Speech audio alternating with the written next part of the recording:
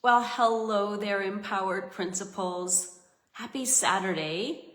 As promised, I said that I would come on live to offer each and every one of you my spring training series for school leaders. So as you know, the spring season of school leadership involves a lot of HR activity.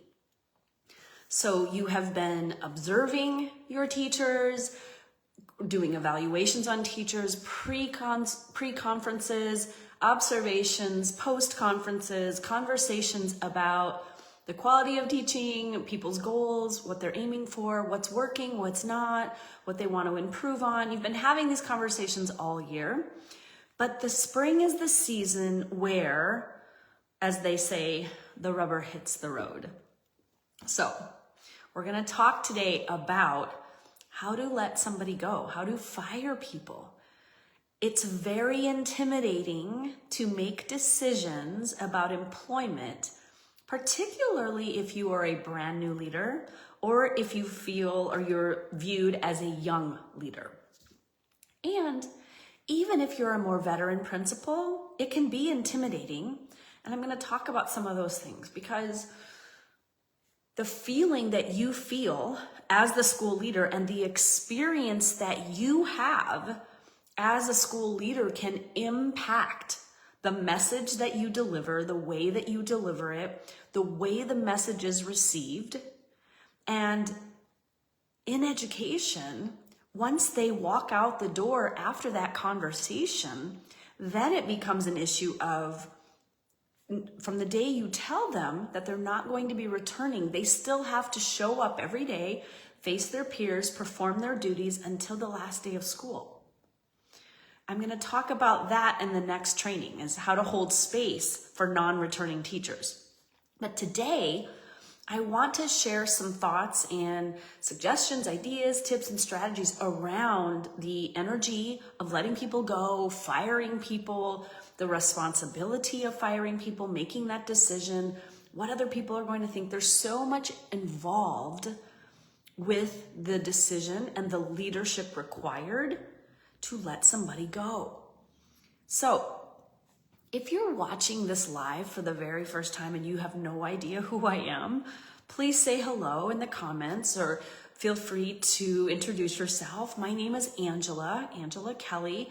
I am a certified life and leadership coach for school leaders. So I offer coaching and mentorship to help school leaders navigate not just the tasks of leadership, but the mental and emotional demands, the strain, the pressure, and how it feels to be a school leader so that you can design the experience that you want and be in control of the experience you have as a school leader.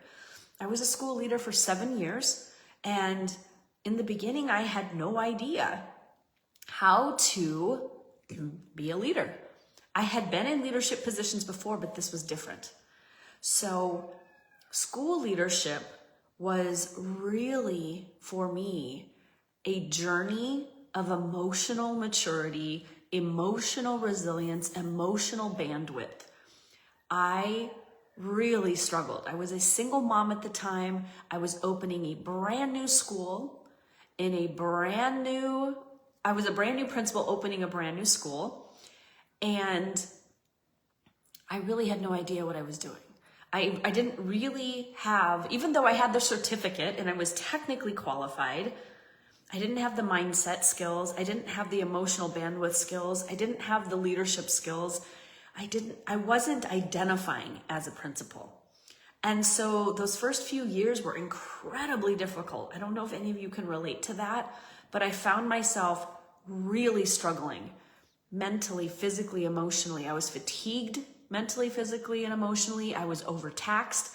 I was overwhelmed.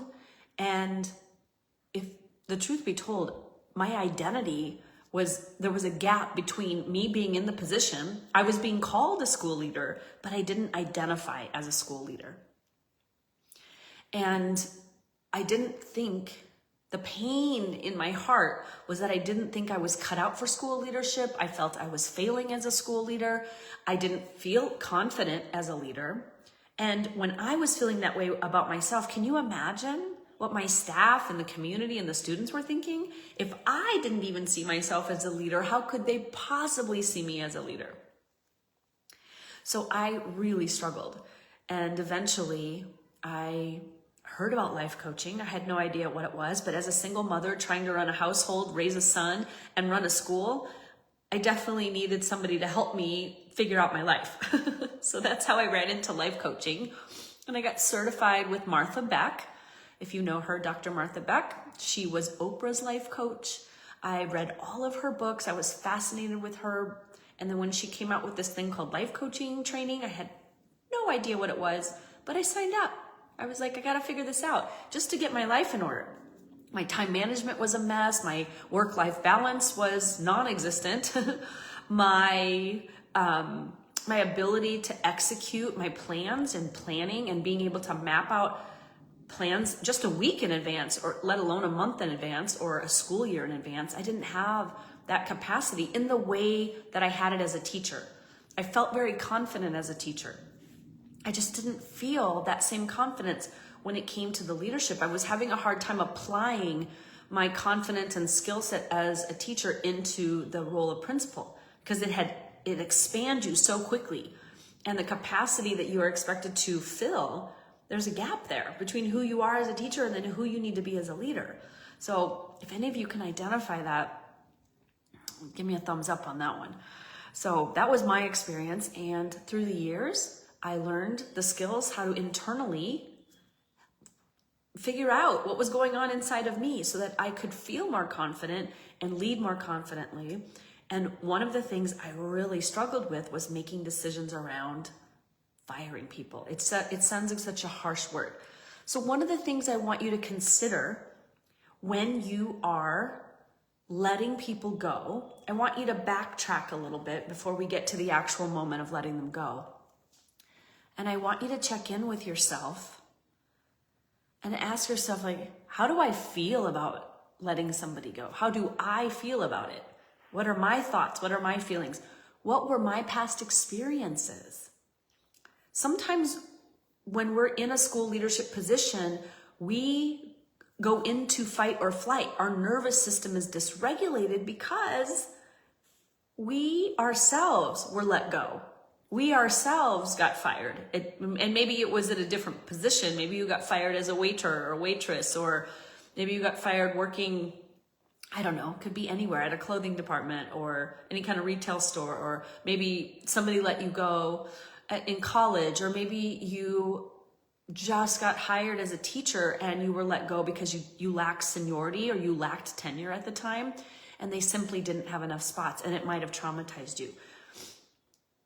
Recognize that as a school leader. If you yourself have been let go or have been fired, or you were, laid off, or you were furloughed, or whatever the words that they use to let you go, if you carry that emotion with you into your leadership position, it will impact how you feel about it, the decisions you make around it. You're going to feel really bad about it. You are going to be worried about what other people are going to think about you.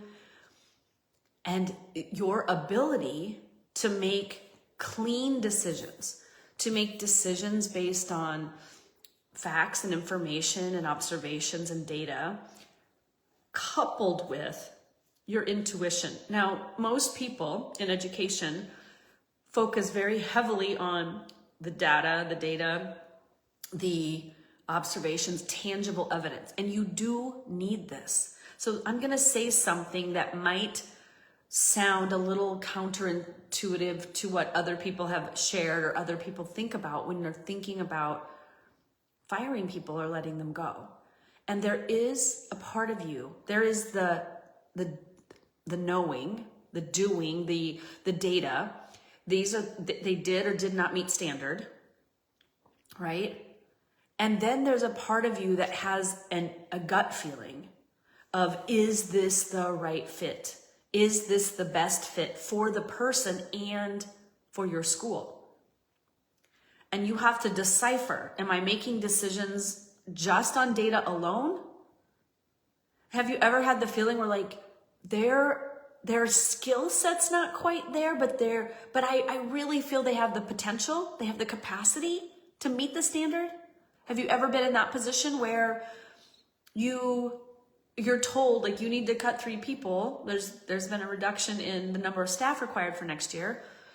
And there's probably a couple people that you are confident with, and then there's one you're like, oh, the data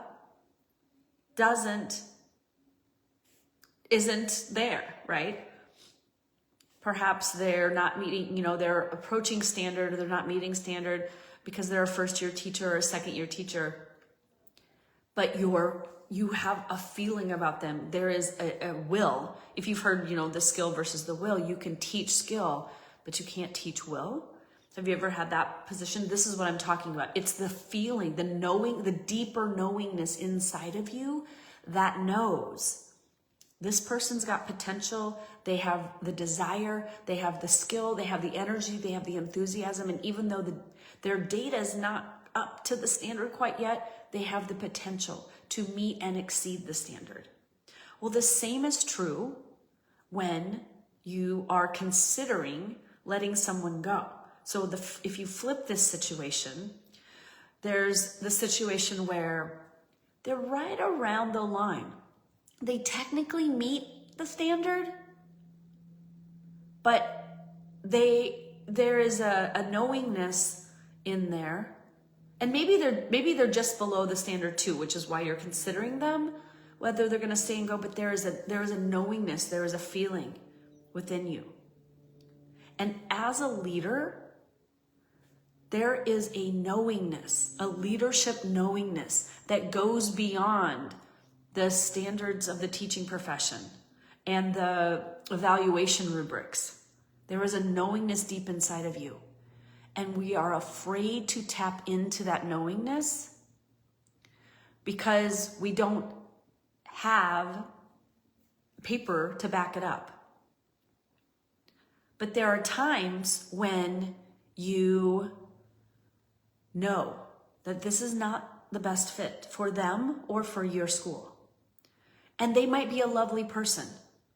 There might be a situation where everyone loves this person. This actually happened to me at my campus. Everyone loved this person. Socially, the teacher was phenomenal. She was phenomenal at building relationships, and she was so considerate and generous. She got everybody birthday cards and little birthday presents and made a big deal about their birthday or special events. She was very celebratory. However, she was spending so much time engaging with her connections on campus and her peers. She was spending less time in her classroom and working on honing her skills as a teacher. And as much as she was embraced and loved in the teacher community of my school, there was a knowingness in me that something needed to be said and something needed to be done. And this teacher was tenured. And to make it harder for me, she had been my colleague. We were on the same grade level for a number of years. But I knew it then, and I knew it when I came back and I had to lead the school that I taught at for 15 years and be the leader of my peers. I had to go with this knowing that something needed to be done and said. Now, you don't take this gut and then make an all or none decision. You use the balance of the data, the observations, the standards, the rubrics, all of that, coupled with your knowingness to have empowered conversations and to give people the opportunity to receive honest feedback. This poor teacher had been teaching, I'm going to say I think she was a few years in a prior district before coming, and then we tenured her in our district. And then when I, worked with her and then left for a couple years and came back, I was like, what is happening here? We're 10 years in and we don't have management skill. There were a lot of big red flags, but a lovely human. But there was a knowingness in me that said, someone needs to be kind enough, honest enough, willing enough, transparent enough, and courageous enough to sit this lovely human down and say, you're definitely meeting the standards of collegiality. You're definitely meeting the standards of love and fun and kindness and culture building. And there are some things we need to work on in the classroom. So I want you to, if there's anything you take away from this training today, like when you're making decisions about keeping someone and letting someone go, know that there are two components to this. And whether or not you're acknowledging your feeling, your gut, your intuition, whatever you want to call it, that knowingness, I call it my internal GPS. That's what I call it. So my GPS system is like trying to get my attention. It's like, and you have this like, there's a dissonance inside of you. There's like an internal like rub that happens when either you're letting somebody go, but you feel like they have potential, or they technically, there's a lot of things going for them, but they're not meeting, and you feel that. So be aware of that, okay? As you're thinking about letting people go. All right. So when you're at the point, see, what is it, March? It's March 8th. You're definitely at the stage where you have had conversations with your HR. You are making these decisions, or you have made them, but you need to tap into how it feels. There is nothing more honest, more direct, more guiding than your internal GPS system. I call that alignment. When you feel good about the decision you're making and the action that you're taking, and it feels aligned for you, which means it feels true for you, it feels right for you, that's where you feel confident. So you're making decisions about staffing, you have the data to support you, plus you have that intuition and that knowingness, and they match, and you're feeling like this person is a lovely human. They have tried, but they haven't met standard. And I'm feeling that this particular position or this particular school is not a match for them. You have to check in with yourself. How does it feel for me as the leader to make this decision? Have I given them everything I had? Have they had the support? Did they have the resources they needed? Were they given feedback? You got to check in with you, because sometimes when we're letting somebody go, it doesn't feel good because we haven't done our part. And that's where kind of the guilt or the shame or the, that kind of dissonance sets in. So you've got to do a self-check-in. How does it feel to make this decision? Now, if it feels guilty because you didn't do your part, you may want to check in with HR prior to making the decision of letting somebody go, because there is a component of having documentation and having, given people the support that they need. So check in with yourself and just be honest. Now look, if you were so busy this year, you had big hiccups this year, and you didn't have the ability to support them in the way that you think they should have been, or you can see clearly where they lacked resources, or you didn't have a coach this year, or you weren't able to get to them. There are times where you might want to give them another opportunity with the resources and go all in on them. Now, sometimes you don't have that luxury, like it's the year before tenure and you're making a 30-year commitment with the district, right? Tenure, I feel like it's a marriage. It's like I'm making a decision about whether the district's going to marry this person for a 30-year partnership. And so I take it very seriously. And if you're in that position, talk with your HR people and come up with a decision and a solution.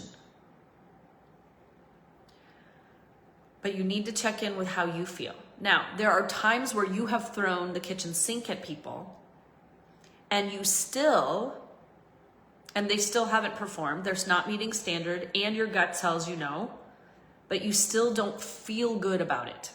Okay? There's a difference between when you don't feel good because you didn't do your leadership part, or you didn't collaborate or coordinate support for them. That's different. or you didn't give them, you were kind of nice in your feedback because you felt a little guilty, and then all of a sudden you want to fire them and they're like, wait, but I got decent evaluations all year. What's happening? That's going to create a conversation, right? But if, hello, Miss Brenna, but if you are in a position where you've given them the support, and this is most school leaders, for people who are struggling as first-year teachers or second-year teachers, and you've given them the kitchen sink and they still haven't performed, there's a difference there. So there's people who have the potential and they're first years and they're trying their best, and you know you're going to keep them. That's one thing. But when you have tried and tried and tried and they're not trying, there's a party of one who's trying where it's you are the one trying and they're the ones not trying. You might feel very guilty that you're letting them go because you like them or you feel bad. And that's a different kind of feeling. So you can feel guilty because you didn't give your people support, or you can feel guilty because you did give them all the support that they needed and asked for, and that you felt that you could give, but they didn't rise to the occasion. And you feel bad about that. That's a different feeling. So you have to, this is why I say your feelings about letting people go matter. How you feel when you're firing somebody matters. Is it because you didn't do your part, or is it because they didn't do theirs? You have to discern that within yourself and how that feels. Or is it simply you feel bad because, you know, there's not enough positions and you can't keep everybody, and you have to discern that for yourself, okay? So notice how it feels. And the best way to do that is just to be really honest with yourself, right? Did I give them the support? Yes or no? If yes, how? If no, why not? Do I think that they would be successful with more support? Or if I gave them everything I had, why do I think that they're still not performing? Or what indicates to me they're still not performing? You've got to get clear with yourself as a school leader as to why. If you're not clear on why you're letting somebody go, then it's going to be very difficult for you to articulate why you're letting them go. You need to be very clear. And it's this, what I was talking about earlier, where there's the data and the observations and the rubrics and all of that, but there's also this knowingness. There's what you observed, how you're feeling, how the person's feeling, and there is like an internal knowing whether this is a match or not. And you've got to bring those two together, but you have to be very clear to be able to articulate to the person what's coming up. And the more clear you are when you are having that conversation, the easier it will be for you to feel confident and to feel reassured that you're making the right decision, and to be able to articulate to the person. Because, and the next stage of this conversation becomes, when you're in that conversation with somebody, you need to be emotionally regulated yourself in order for you to hold space for their emotions. Because you as the principal are about to tell somebody that they're not going to be employed in the same capacity. They're going to have thoughts and feelings about that. And you have to be aware, and you have to be resilient enough and mature enough and have enough capacity to be confident enough and not melt down yourself while this other person is receiving news that is going to have an emotional reaction. And I will also say this. Teachers who are let go will have less of an emotional reaction if you have been transparent and open and honest with them throughout the entire school year. And that we'll talk about in the fall and in the summer, because I'm going to talk about how you set up brand new teachers or new hires, how to onboard them and set them up for success, so that the conversations you have with that teacher from the very beginning is setting them up in the lane for the understanding of the expectations, the set of standards they need to follow, but also the ability to be human. We're not expecting perfection, particularly from our brand news. We're not expecting them to be perfect. We're looking for will. We're looking for effort. We're looking for openness and transparency. We're looking for them to be reflective. That's what we're looking for, the will to teach, the desire to be there, the enthusiasm, the curiosity. So there is a component where, you have teachers who are going to meet a standard or not going to meet a standard, but you have to take into account potential, possibility, willingness, desire, effort. There's the tangible pieces of teaching and the intangible. So you have to be thinking about all of that, okay? So getting yourself clear, how did I set this person up for success? And I will tell you, most people that I work with, they feel like they didn't do enough to save this person or to help them or to make them successful. I failed them, a lot of my clients will say. And then I'll say, okay, well, let's just be honest with ourselves and what did we do and what didn't we do? And they'll tell me 15 things that they tried and the 10 conversations that they had, and then they still feel like they didn't do enough. That's kind of a third option here, where you did do all of the things and you still feel it's not enough, and you're feeling guilty and you're feeling pained by thinking that you didn't do enough. Now, here's what I will say to that. You have to be in alignment with who you are as a leader, what you're capable of, and the resources that you can provide. And you cannot go into their lane. I think of it like swimming lanes. You cannot jump into your teacher's lane and swim the lap for them. You can coach them, you can swim right next to them, you can throw them floaties, excuse me. You can do all of the things, but you cannot physically get in the water and lay on top of them and swim the lap for them to get them to the other side. You have to separate out what you can do as their mentor, as their coach, as their leader, and what you cannot do for them.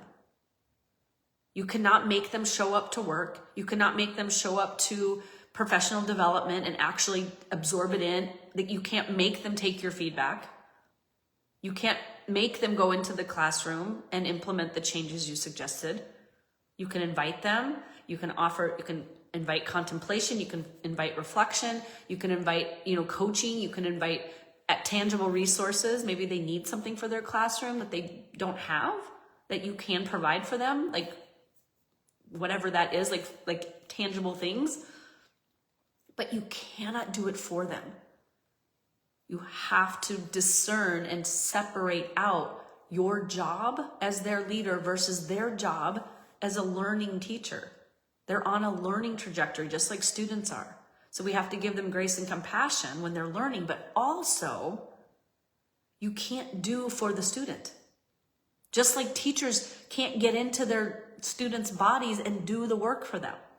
They can inspire them, they can engage them, they can present to them, they can differentiate for them. But those little brains are gonna learn when they learn it. Everybody's on a different learning curve. So when it comes down to your teachers, you need to be mindful that you can give them all you've got, but you have to have a point where you look at yourself and say, I did what I did what I could, but the reason I'm feeling guilty is I couldn't jump in the swimming lane and swim it for them. When that's where you're coming from, that right there is, when you feel that kind of pain, that is your brain offering an untruth, basically. It's saying to you, you should have done more. You could have done more. And should have, could have, would have, all of that kind of thing, when you're doing that to yourself, it is not helpful for you as the leader, for them as the teacher, or for students. So there is a point where, as leaders, you hold yourself accountable. And I am always inviting leaders to expand their capacity to hold themselves accountable. And what I mean by that is just taking ownership as the leader. Leaders go first, and they go often. They expand themselves first because they are the leader. Leaders go first. However, Leaders who always believe that they could have done more, or that's like if you were the line leader or you're leading a group, they're marching down the street and you're the leader of that group. What you're saying is, I should have carried everybody along with me so they didn't have to walk. They should all be on my shoulders. I should walk for all of them. I should do the work for all of them. I should carry them.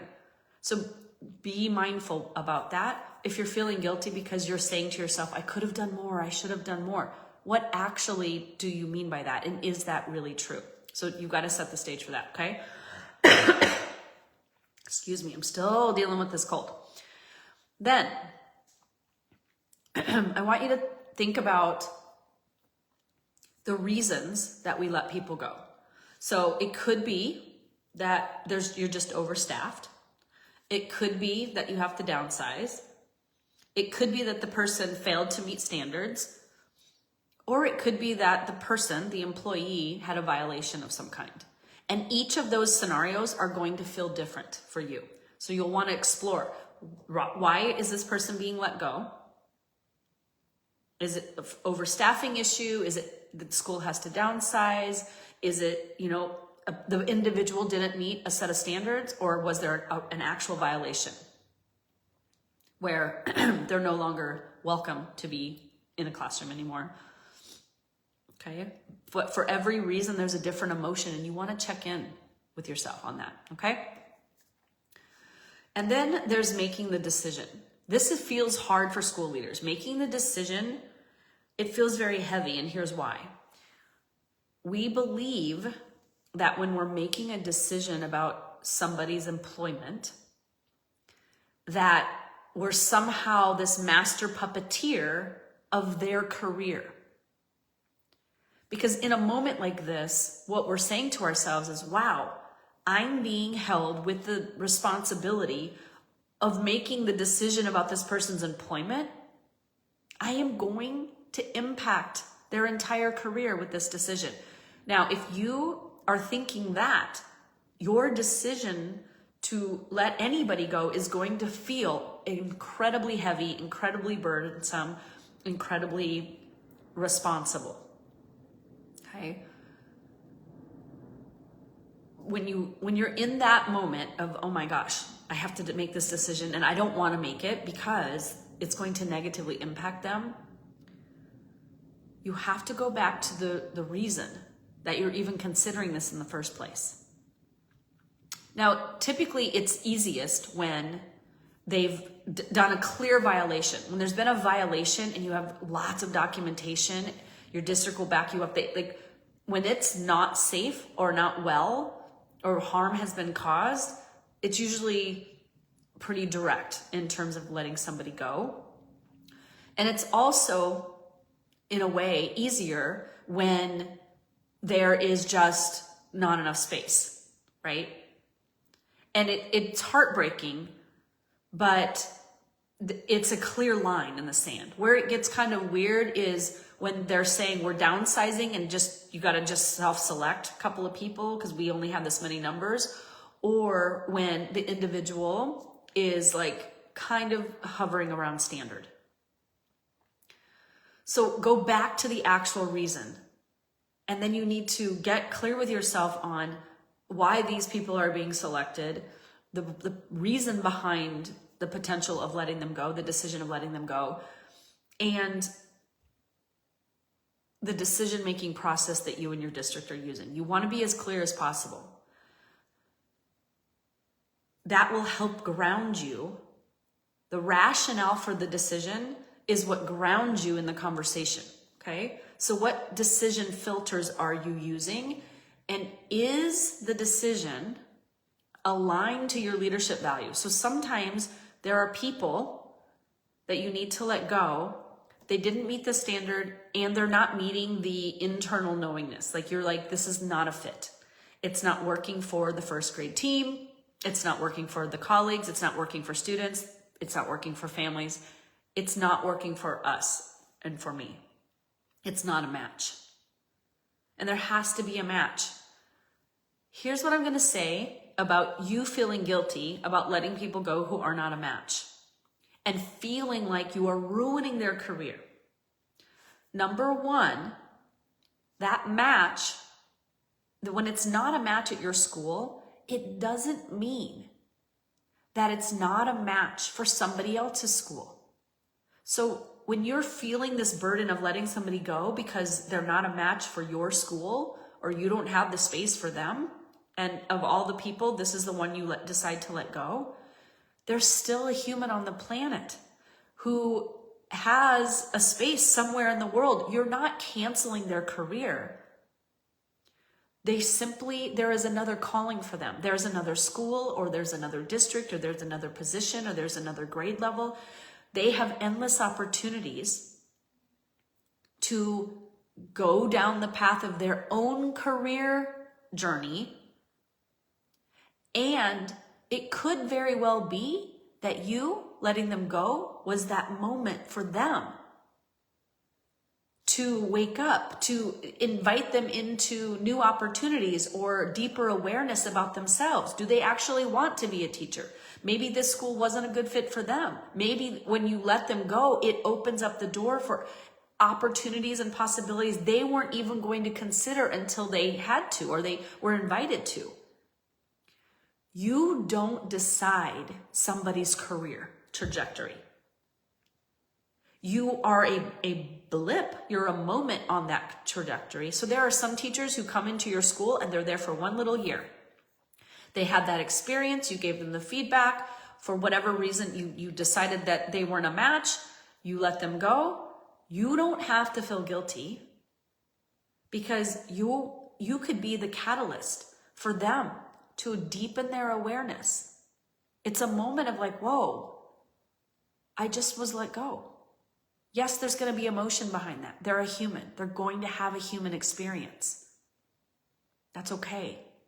When you're grounded in your decision and you stand strong by it, and you have the data plus you have the knowingness, when those two are coupled together, you can stand with them and you can let them feel those feelings, because the emotional experience that a teacher has when you let them go, that pain that they feel, or that embarrassment or discomfort, or it might be frustration in the beginning, those emotions are an invitation for internal reflection to deepen their awareness. Who am I? Who do I want to be? What do I want to be when I grow up? Do I want to be a teacher? Did I really want to be at this school? Because here is the deeper truth.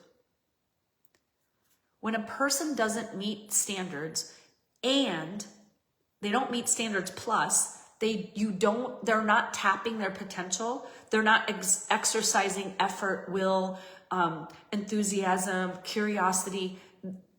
They're not trying, plus they're not meeting.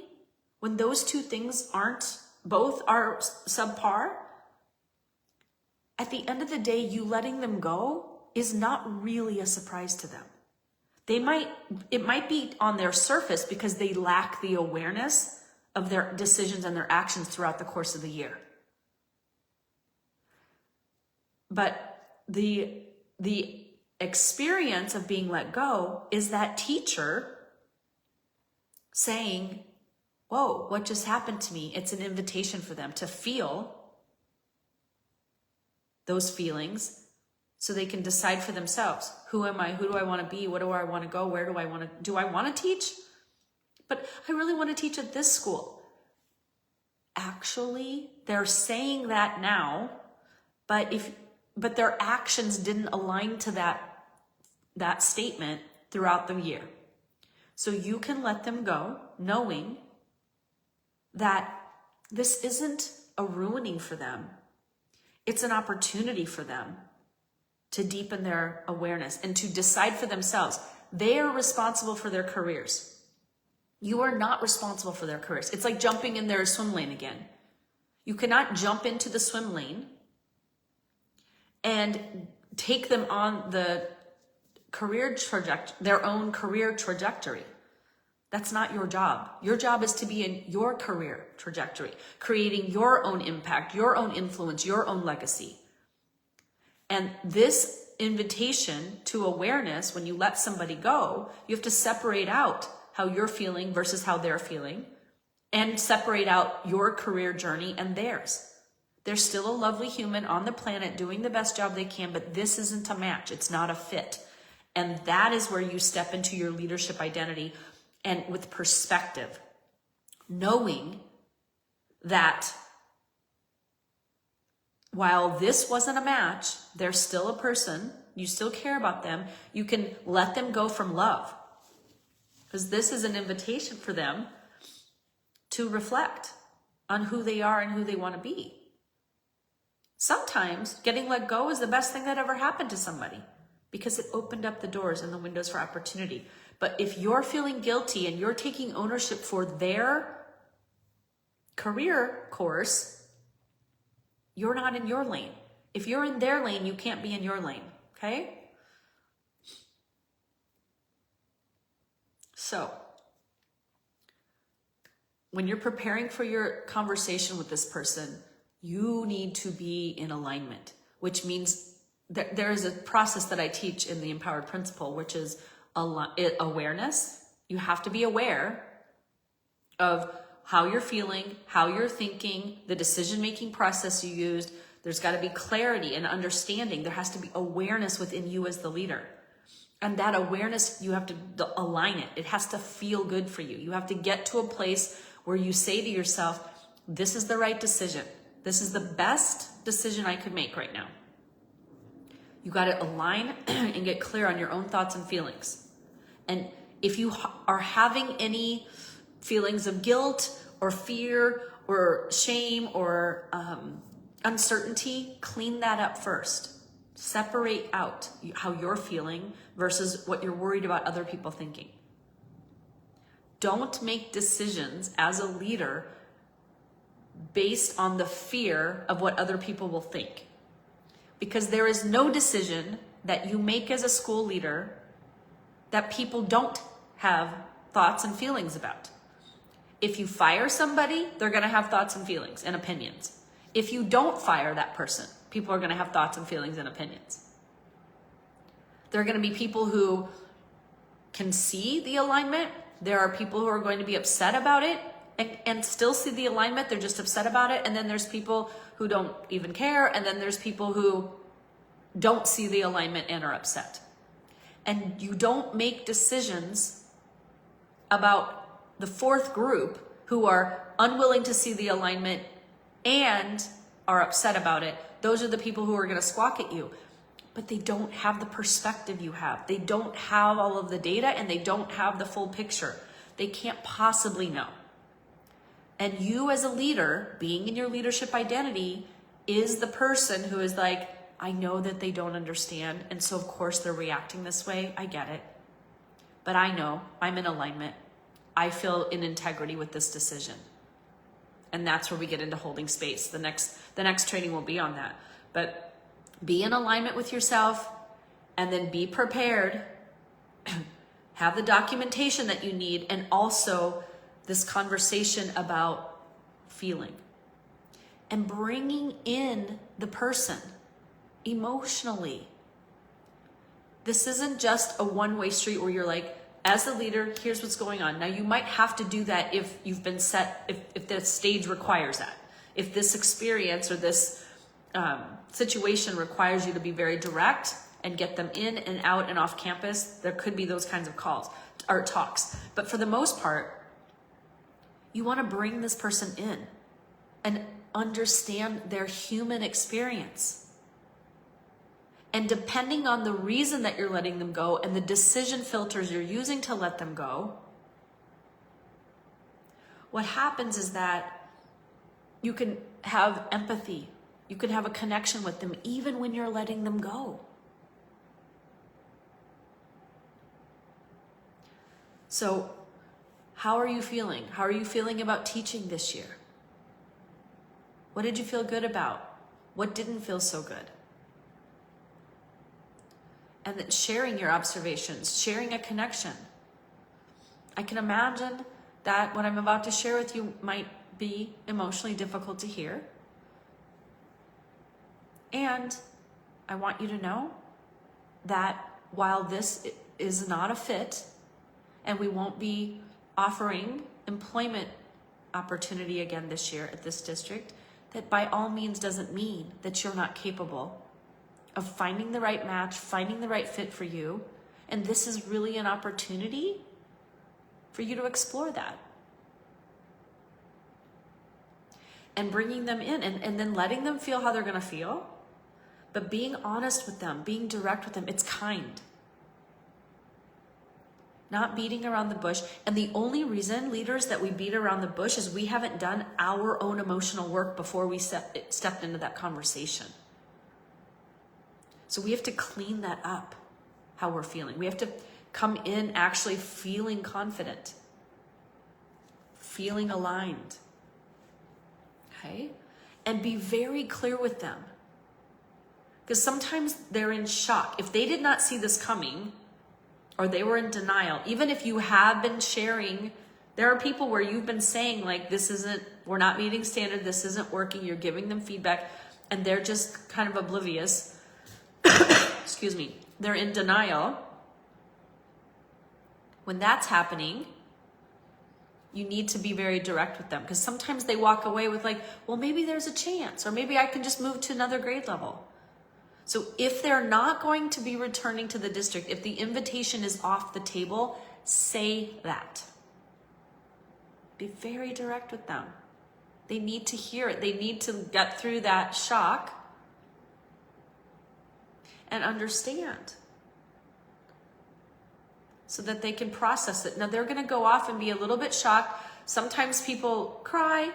Be prepared for these emotions. They might cry. They're going to go into fight or flight. They're going to be emotionally dysregulated, particularly if they're not expecting it. They might cry. They might freeze, just kind of like shut down and go quiet. They might get very, very angry. It depends on their fight or flight response, right? Fighters might puff up. They might argue. They might start to question you. They might defend themselves. They might try to justify. Wait a minute here. They might try to pick apart and argue with you. They're going to try to explain themselves. This is why you shouldn't fire me. They're going to go into fight. It's called JADE. Justify, argue, defend, explain. They're going to get very defensive. People who go into flight are going to want to get out of there as fast as possible. And people who go into freeze will just kind of shut down. They won't say anything. They will go on lockdown. They might be in shock. And perhaps they might cry. Be prepared. For you to be able to hold space for that. One of the hardest things we do as a school leader is hold space for other people's emotions. And the reason that is hard is because we tend to get dysregulated when other people are dysregulated, because we aren't exercising emotional regulation skills. And you know what? It's because nobody taught us this. Even though we're teaching it to kids now and we're expecting kids to be emotionally regulated, if you've noticed as a school leader, the adults on campus are not often emotionally regulated. So you're going to have to allow people some time to process the shock, to process the emotion, and be open. When you're ready, I'm going to let you sit with this for a while, think about it, write down all the questions that you have, and we'll talk. If they are too dysregulated to have that conversation in the moment, okay? So, excuse me. I have really been dealing with this cold. So one of the things that we teach in EPC, which is the Empowered Principal Collaborative, is this idea of leadership identity, this stepping in and expanding our capacity as leaders. And the way that we do that is by emotional regulation mastery. So one of the 6 pillars in EPC is emotional regulation mastery. And we discuss this and teach this because it really is the core and the heart of what we do at our schools. Regulating our own emotions so that we can have the leadership capacity to go out and lead others and allow them to be humans who have emotional experiences. Because when you talk about the job being hard, the reason that it's so hard is that are the emotions that we feel, the emotional experience we have. That's what's hard. Our own emotional experience and holding space and being around and supporting other people through their own emotional dysregulation, and allowing for us to be humans. So when you're letting somebody go, you can be doing it from love. It can be the best thing that's ever happened to them. There are people who, they would never say it because it's not in their awareness, but they actually don't want to be there. And they don't have the courage to quit or to leave. So when you let them go, it's an act of love. If somebody's really flailing as a teacher and they are struggling hard, and you've given them the resources and tried it, and they cannot figure it out, and they're miserable, you're actually putting them out of their misery. Let them go. They can go back and get another job somewhere else and try again, or they maybe will take a year off or maybe get a job doing something else. They'll figure it out. That's their job to figure out their career journey. But consider that when you're letting somebody go who's really struggling and is not meeting standards, it's the most loving thing you can do. Okay? I'm going to say one more thing before I sign off here. I was coaching a few of my clients the other day, and the flip kind of happened. And I hadn't thought about coaching on this, but I'm going to coach on it here and just offer you some insight. Some of you, instead of letting people go and feeling bad about that and having to coach yourself and get yourself into alignment and regulation, sometimes what happens is your best people, the people that you would never think to fire, come to you and say they're going to leave. And then what? Now you're the one who's heartbroken. You're the one who's shocked. You're the one who feels like you can't live without them. You have this great relationship. You built this great rapport. You rely on them so much. And you can be very distraught when your good people are leaving. But the same holds true. When they come and they tell you, hey, this has been a great run, but I'm leaving. They have a reason. So maybe it's because their family is moving or expanding, or their spouse got a job and they're moving. Perhaps there's another position open in the district that they want to try something new, or they feel like they're a little bit stagnant and they want to grow, or they want to take a year off and get their master's, or they want to raise their kids, or take care of an aging parent. There's endless reasons why great people leave our school, but it feels like the reverse happens to us, right?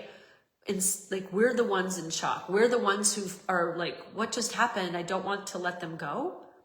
And you can feel very sad about that. But the reason, a couple of things here. Number one, it's okay to actually grieve somebody who's moving. Like if a best friend were moving, you would grieve them, but you wouldn't hold them back for your sake. You wouldn't say, no, don't go. You might say it, but like you wouldn't really mean, no, don't go live your life because it would make me feel bad. When our kids graduate high school and go off to college, it breaks our heart. I was devastated. I had one son who's now 25, and I found it so painful when he left, but I never had held him back and say, you can't go to college. You've got to live with me forever so that I can feel good as a mom. You don't hold people back like that. So your best people, when they fly out of the nest and they go to their next adventure, they are taking ownership. They're in their personal power.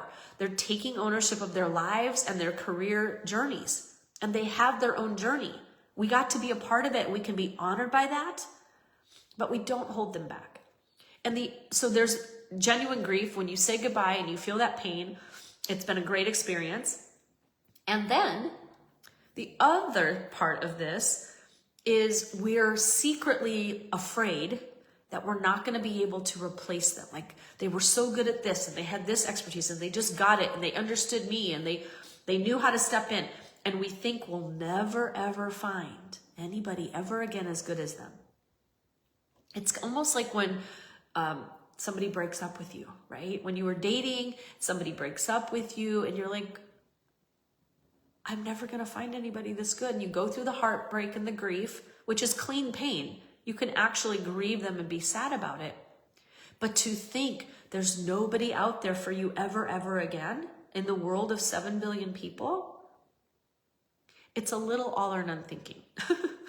The brain gets very dramatic when you're going through a heartbreak or a loss, or somebody's moving away and you're very sad about it. But the belief that there's nobody else available is all or none thinking. It was just this one person. That's the only person who could fulfill the role. But letting them go from trust. Trusting that they are in their own lane, they're in their personal empowerment, they're going off to their journey. You're going to wish them well, you'll call them, you'll write, you'll connect, you'll cheer them on, and there's somebody that's waiting to be in this position, somebody with a new set of expertise, a new set of traits, a new person to bond with. Trusting that they're out there. So many principals are spending time saying, there's no good teachers, the teaching pool is low, and when you believe that there aren't teachers out there, you're not attracting them. I'm going to also talk about how to attract teachers. This is part of the deal. Believing, trusting that the next best person is out there. Trusting that you will find the right person. Okay?